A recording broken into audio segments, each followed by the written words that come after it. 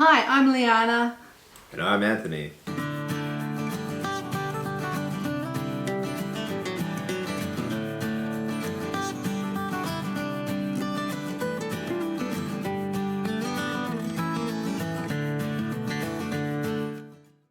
We're from Melbourne, Australia, and we're going to show you some Australian foods, how they're prepared, and offer a bit of Aussie trivia. Before we get into it, please hit subscribe. It won't cost you anything and it'll mean the world to us. It'll help to build this channel so I can bring more and more fun content your way. Okay, just a side note, Anthony and I are both originally from Melbourne. We've lived in Melbourne most of our lives. We've lived in Sydney a couple of times together as well.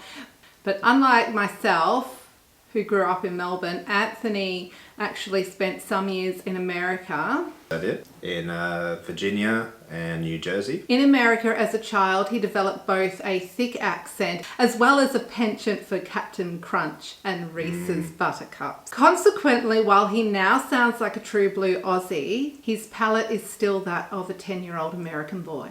A 10-year-old American boy with a really good taste, yes. So with that, let's get into it.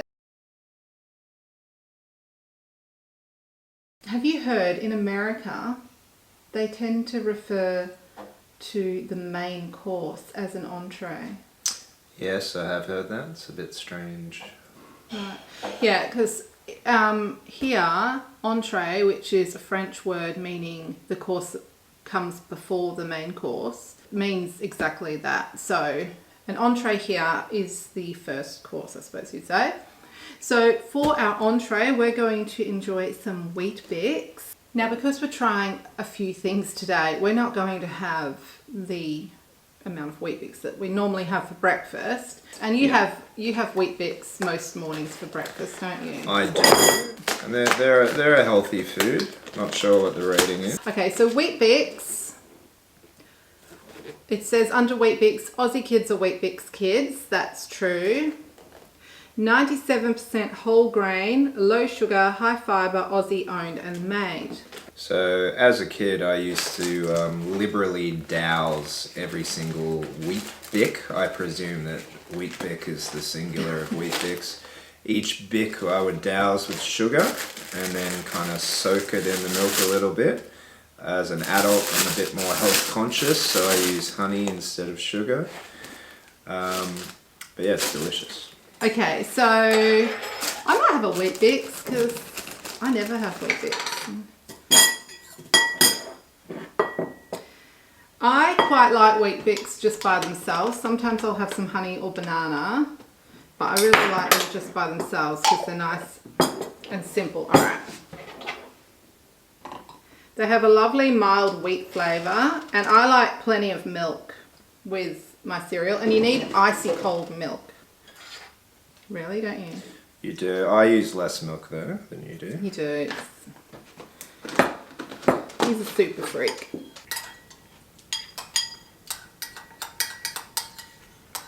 And Anthony, do you prefer them crunchy? Mm-hmm. You prefer them to go a bit soggy? Bit soggy, yes. Yeah, that's gross. I like them crunchy. It might be uncouth, but I drink the milk from the bowl. So the honey that I used on that, or we used, was Coles Finest Queensland Macadamia honey. Macadamia is native to Australia. Indeed it is. Macadamia nuts are native to Australia. Okay, next up is, I'm very excited for this, Vegemite. Yeah. One of the disadvantages of growing up in the USA is that Anthony doesn't appreciate Vegemite for what it is. Did you know, Anthony, that Vegemite celebrated its 100th birthday last year? I didn't, but just because something's old doesn't mean it's good. I think it tastes like it's 100 years old. I'd say if it was good in the past, it's still good. It's wheat, barley, salt, mineral salt, malt extract, which is barley, flavours, niacin, thiamine, riboflavin and folate, and it is a natural source of real folate, which is really good for you, and B vitamins.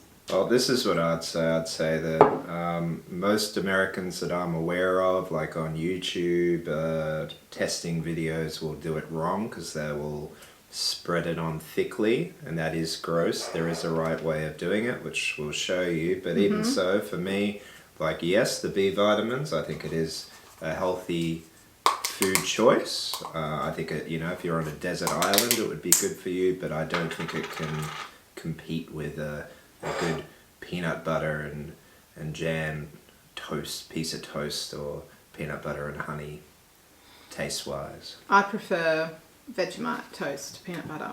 The trick is also, for the best Vegemite toast, you need white bread and you need plenty of butter. Very important. The butter to Vegemite ratio has to be spot on. So see how I have lovely butter there? This bread is a little bit cold, but and the butter is it's real butter, so it's a bit hard to spread.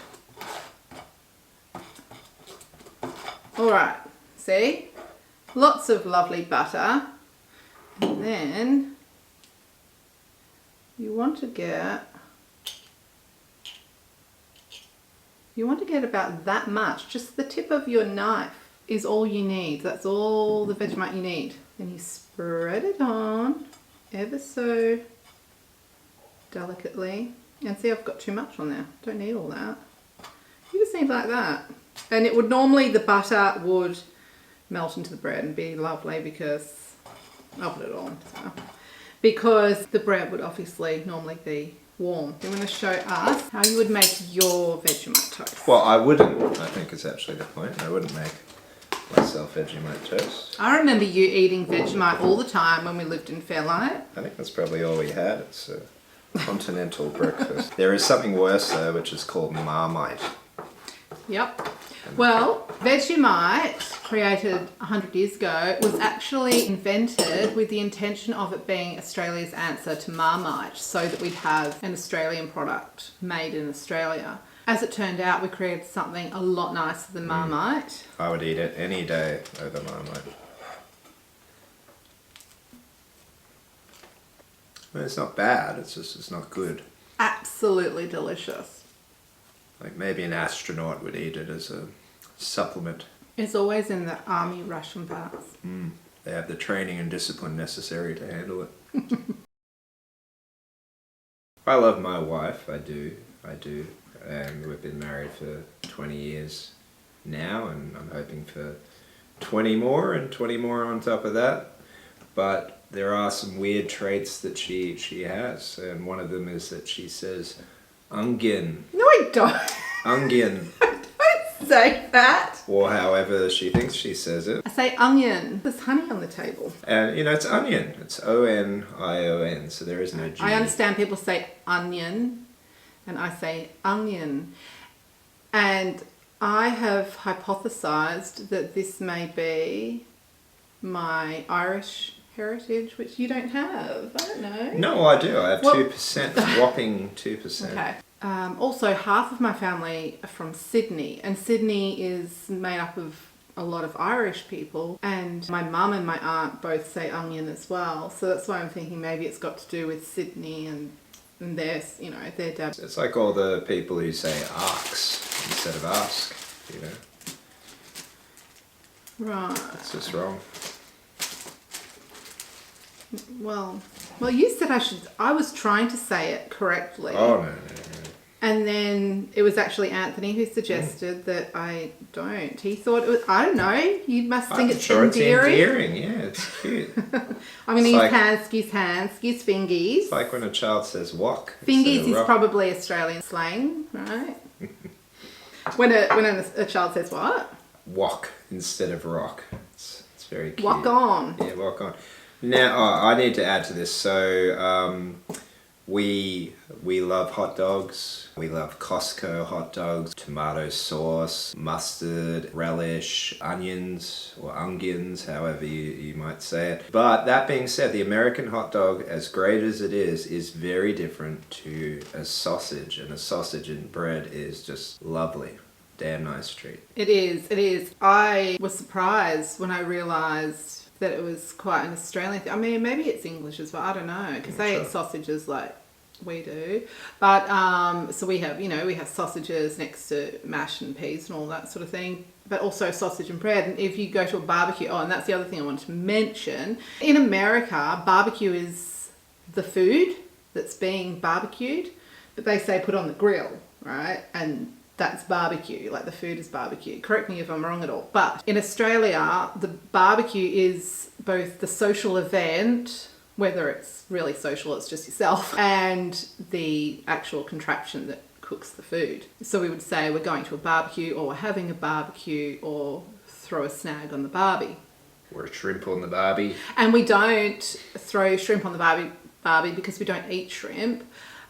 We do eat prawns. Is there a difference? I don't even know. Yeah, shrimp are tiny. Yeah, but we have tiny prawns too. But our tiny prawns, we usually make a curry with them, or what else? We put them on pizza, things like that. And then the bigger prawns we usually have like with more other seafood and stuff, maybe at Christmas, and not really. I mean, some people I'm sure throw a prawn on the barbie, but they're quite expensive. So it's not something we love to have barbecues often in Australia. So you don't really see people just throwing prawns all over the place. Usually they'll have sausages, maybe some rissoles, which is like smaller beef patties, or chicken or whatever, but with herbs and spices and onion. And then maybe if you want to go all out, you might have steak on the barbie, you might have fish on the barbie, and then you'll have salads on the side, and maybe, as my mum always called it, a French loaf, a baguette with butter. What were some sides you had growing up with your barbecues? Yeah, I think it'd just be the sausages and the rissoles were the main thing. Yeah, sausages and rissoles. And then I don't think it was until I met you and I was hanging out with your grandfather as well that we'd have more stuff on the barbecue. Yeah. And also when we were in America, the barbecue was different because that would be, we'd have corn, for example, barbecued corn on the grill or the barbecue. Yeah, lovely. With butter. I've done that, not on the barbecue, but on the griddle inside, and then put like paprika and butter, and obviously, and then Parmesan cheese, stuff like that. And steak, barbecued steak, that kind of thing. Yeah. Whereas I think maybe in the 80s it was more barbecued lamb, I'm not sure. Yes, lamb was a lot cheaper in the 80s in Australia. Lamb is pretty cheap now if you have like a roast leg of lamb, but lamb chops were a lot cheaper. They were like a staple meal in any Australian household in the 80s, and before that I'm sure my parents grew up with lamb chops. And I didn't get any American mustard or anything. Did you just want... That's okay, we'll just do it this way. Alright, so you do sauce. Yum yum. Look at that, you can put it on two ways. The choice is yours. And tomato sauce, what do you call it? Ketchup. In some places you call it ketchup. So we call it tomato sauce. So when we say tomato sauce, we mean ketchup. And this is going to be cold sausage, but it's going to be great anyway.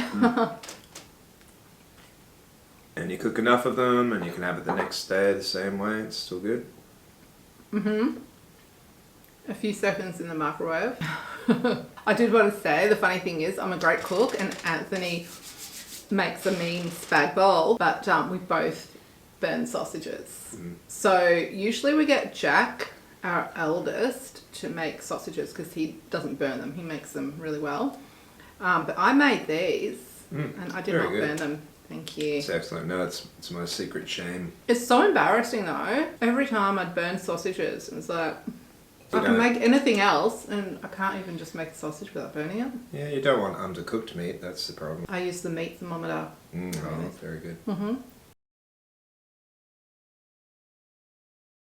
And the pies are like supposed to be Tasmanian bakery pies or something. Okay, sweet. Those sausage rolls are massive, but I decided to cook two just in case we were really hungry. So now we're going to eat meat pie and sausage rolls. When you think of a meat pie, Anthony, what are some visuals that come to mind? Okay, well, this is a bit disturbing, but I used to enjoy 4 and 20 pies, particularly as a get yourself lunch snack as a child and a teenager, usually on a weekend. And I was once watching a documentary on the discovery of King Tutankhamun's tomb. And I was eating my pie, and I need to mention that I had a very specific way of eating the pie, which I do not still do this. This was a childhood thing.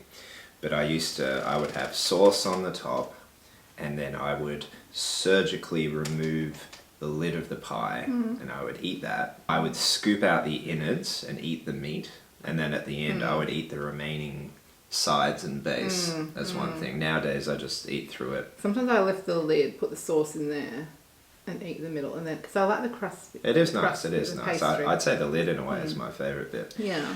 But in any case, so in this documentary, the British archaeologist Howard Carter, he found the mummy of King Tutankhamun, and he really wanted the jewels and stuff he was wearing, so he poured acid onto the body, and it was showing you his mummified body with all of these black bits, like burnt up cooked black bits, and I had overcooked my meat pie in the microwave, so I had little burnt black bits too, and so I was eating these crunchy black bits while they were showing King Tut's crunchy black bits in the show, and I found that a bit disturbing, but I ate on.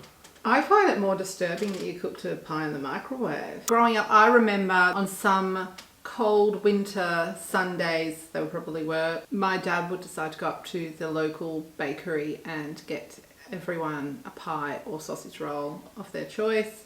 And yeah, bakery pies and sausage rolls are the best, better than the ones in the supermarket. And I think it's mainly because, like, that could be the exact same thing, but I think it's because of the warmer thing that they're in. They're kept hot, but also they're really soft instead of... Yeah, that's true. Yeah. So anyway, that's a nice memory. But we never watched, see, pies and football or footy. Footy. Yeah, like they go hand in hand. But we're both from families who don't follow football. Even though we're Melburnians, we don't follow AFL at all. Not that there's anything wrong with that. No. Everyone has if you're that way inclined, yeah. The sauce amount, that's going to differ from person to person. I'm not going to use more than that, you know. The top is delicious. And you know what else is delicious? Party pies. They're like a much smaller version of pies. There are always party pies at children's birthdays, but also party pies and even nice little sausage rolls are often at cocktail parties and things like that, aren't they? As finger food. You have to be careful though, they're often quite hot. Yeah. But I think, you know, because it's perfect, you know, drinking food really, so it really doesn't matter how fancy the event, everyone always appreciates pies and sausage rolls. Yeah. Remember in Sydney, it was like 2 a.m. and a bakery was opening or something. This is when we were first hanging out. And we went to a bakery in the middle of the night, which is so weird, isn't it? They were there making the bread for the morning. Anyway, and we got, I think I got a pasty. Did I get a pasty? Probably. I think I got a pasty. They're delicious too. And Anthony got a pie. And we walked out and you took that one bite and then dropped your pie. Dropped my pie. It was devastating. I eat everything quicker than Liana, so feel free to comment if you and your partner have the same or different eating speeds. The funny thing is we usually eat things at the same pace when it's normal stuff. When it's like junk food. Junk food, I'm quick. Yeah. So do you want that?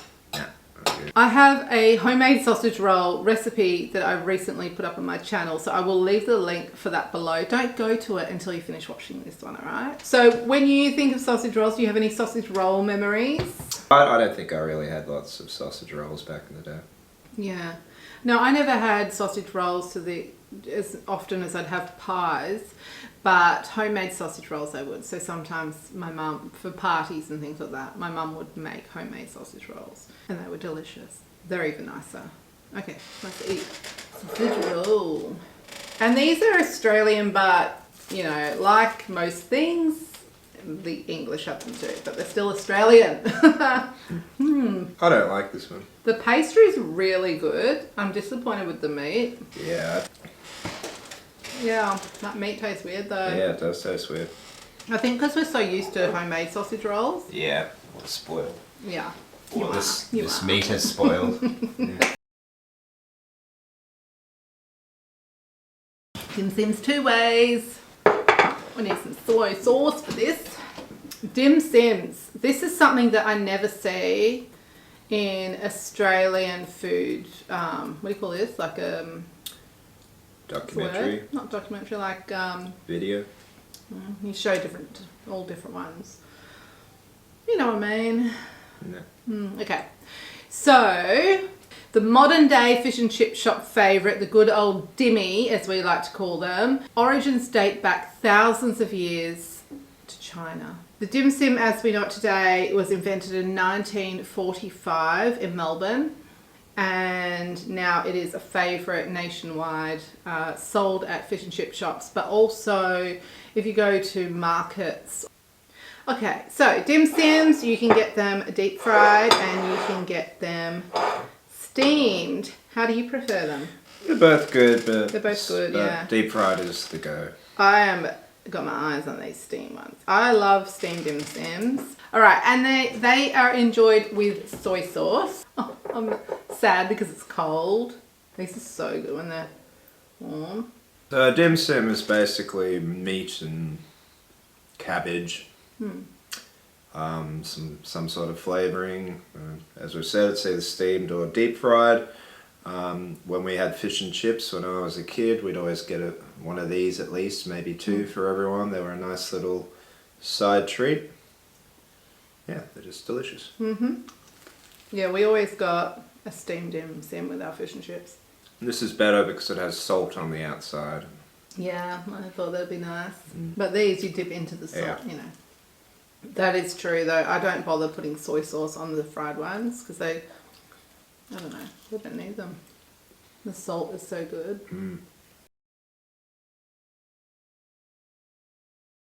Cheezels. The ingredient says cereals first, so Here's cereal.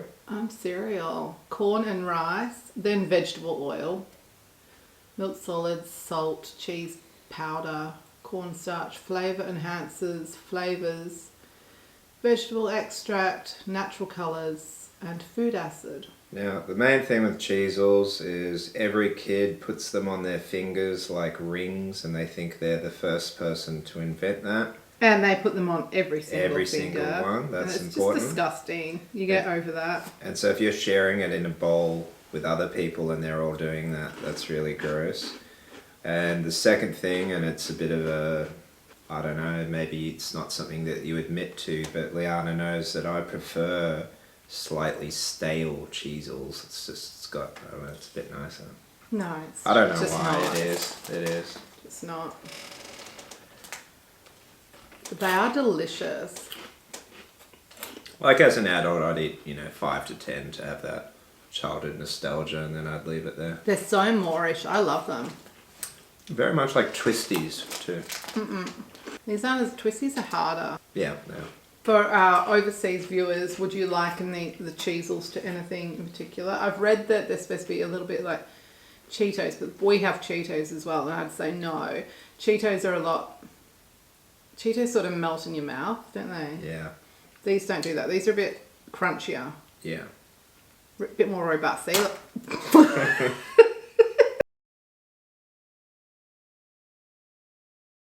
How are you feeling?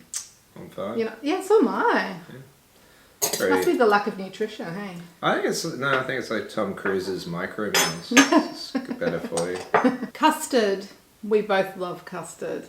Custard is originally from England and it's still in England, but it's also Australian. Australia's favourite custard. So yeah. Paul's apparently is Australia's favourite custard. This is a pouring custard, but you can have custards of different consistencies. You can have like a baked custard. You like creme caramel. That's like a baked custard. Even like your rice puddings and stuff. A custard with rice in them. My favourite is the fruit flan. I don't know where that originates. Maybe France.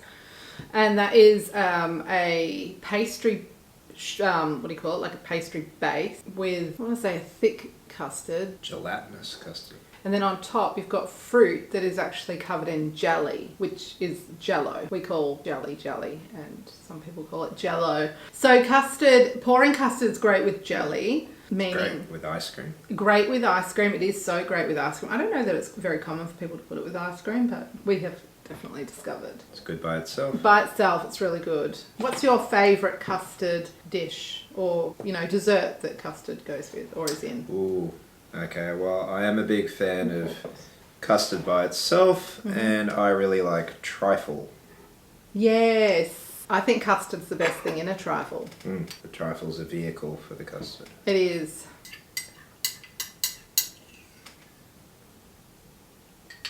How would you describe the flavour? It's a soft vanilla-y taste. Milky. Yeah. And the pouring custard is much more milky, whereas you can make custard with cream, for instance, like in a vanilla slice. That's always made, well, the good ones are made with cream. I prefer a thicker custard, but this is still lovely. Yeah. Yeah, like in a vanilla slice. Next up is Lamingtons. This one's called Jam Lamingtons, so every Australian just calls them Jamingtons. He's making that up. I can't lie. So Lamingtons are a sponge dipped in chocolate and covered in desiccated coconut. Usually desiccated. Sometimes, is it always desiccated? I think it is. Yeah. So sometimes they're jam filled and other times they don't have jam in them. Usually we get the little ones that don't have jam, and so I thought today we'd try the ones with the jam. Lamingtons were invented 125 years ago. That's a good Jamington, that is. It is. I haven't had a jam Lamington for years. Me neither. Are they better? Probably a bit fresher, I would say, because of the jam. Like a bit more moist. I think Lamingtons are a little bit adorable, but they're very messy. Oh, that is nice. It's amazing because it's only a small amount of jam. These are something I buy very often. These are Anthony's absolute favourite biscuit, the mint slice. They are delicious mint cream made with pure mint oil layered over a crunchy biscuit and coated in real dark chocolate. Now, I'm not being paid by Arnott's, although I am open to the possibility, but it has to be Arnott's. It can't be any of the other brands. No, they don't have the same. I think the Aldi ones are really good. Not to me, no, it has to be Arnott's. Yeah. And then here's where I'm a bit controversial. I'm not a big Tim Tam fan, not the original. There is a dark chocolate one which I prefer. Right. These are okay. Tim Tams, which are original, made with irresistible real chocolate, as opposed to that fake chocolate keep hearing about. Yeah. Tim Tams are not normally something that... I don't tend to buy them very often. I do buy them though.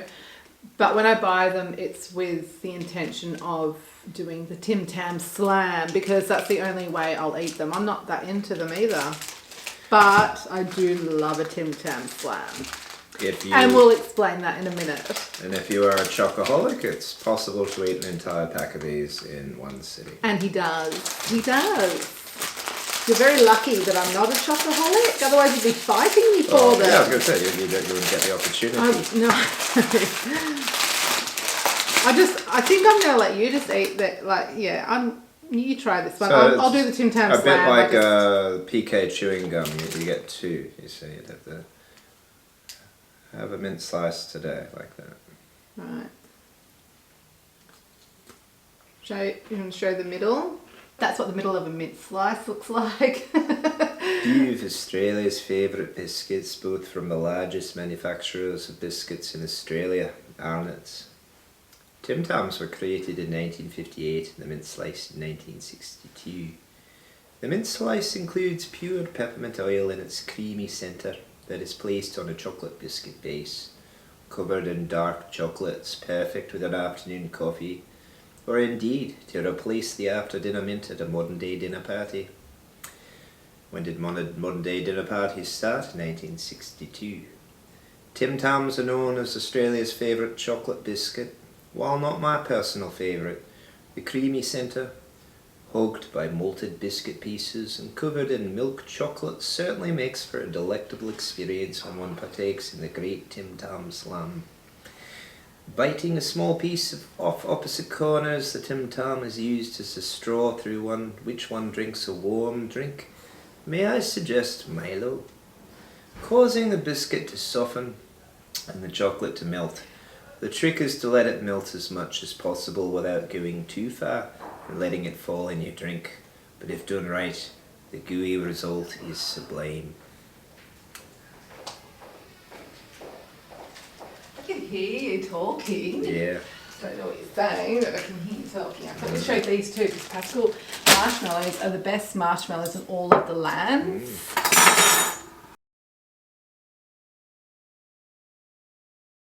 Okay, so lastly we're going to show Tim Tams and Milo and show you a Tim Tam Slam. Milo is 90 years old. So Milo is a malt drink. It's a choc malt drink. This one is not open. This is how you open Milo.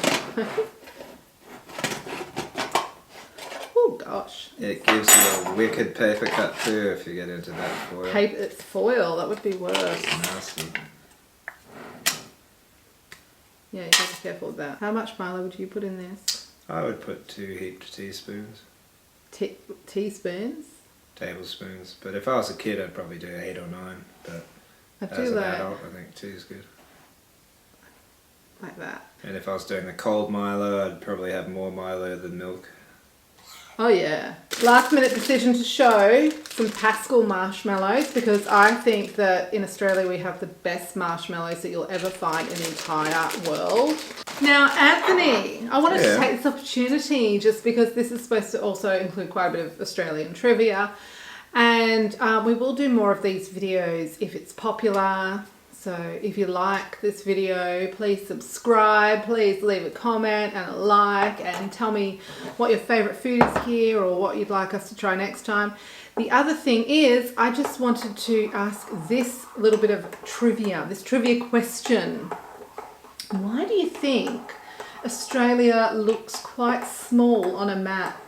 I think the reason is because most US Americans don't have maps. And the Iraq, such as. Yeah. It doesn't look small to me, I don't know. Yeah, no, it looks a lot smaller than it is, and some countries look a lot larger than they are. And I did a bit of research on this because I didn't actually know.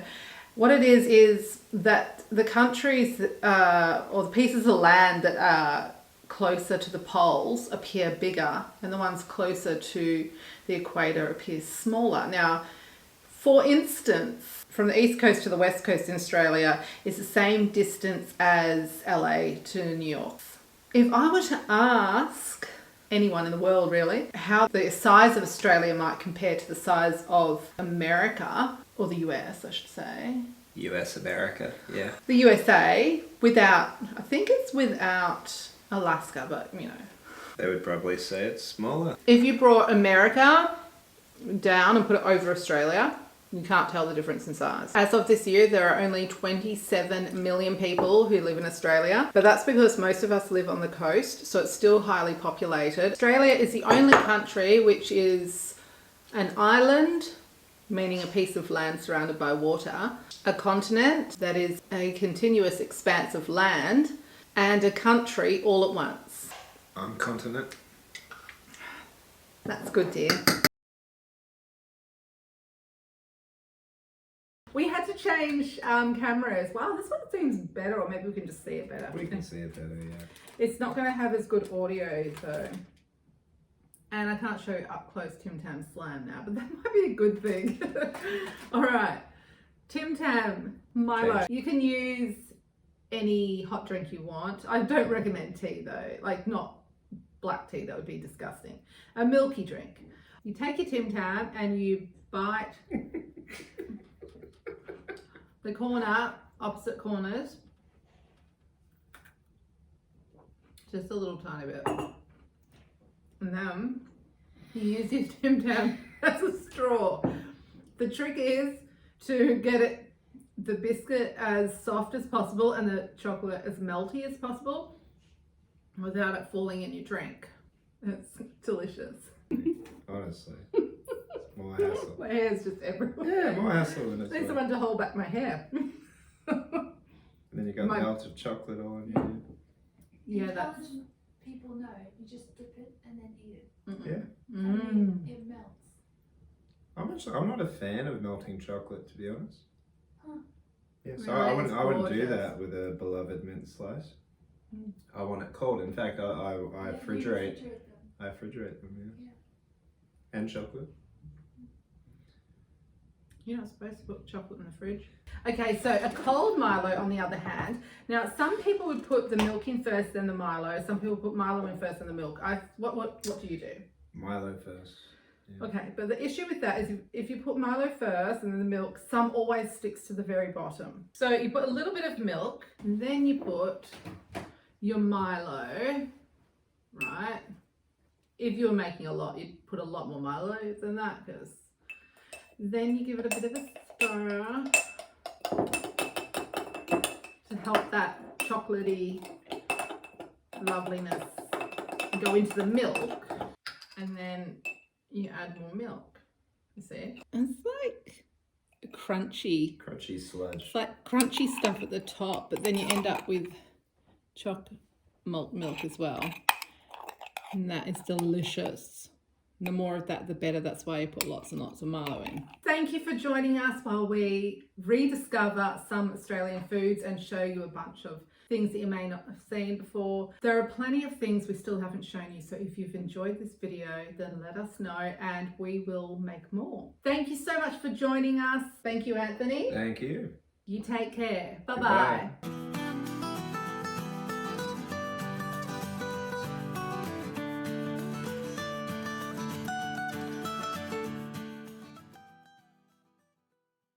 I'm Veronica Chastain. I'm Ron Burgundy. Oh, it's 9/11. It's always 9/11 or 7/11.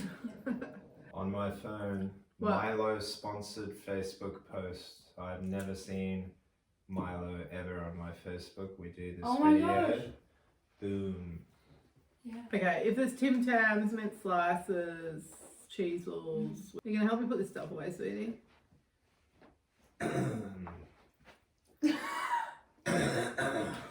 Yeah, you are. You know, you don't disappear. You know, like, I'm still here.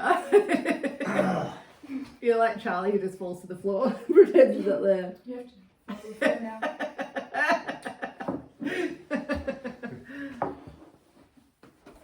Oh, make this. Okay, I'm ready to be carnivore again. Someone having trouble going to sleep while they're walking around the house. Yeah. It's so funny and so weird. I can feel my blood pulsating through my body from that sugar. Do you feel that? It makes me No, but I don't feel good.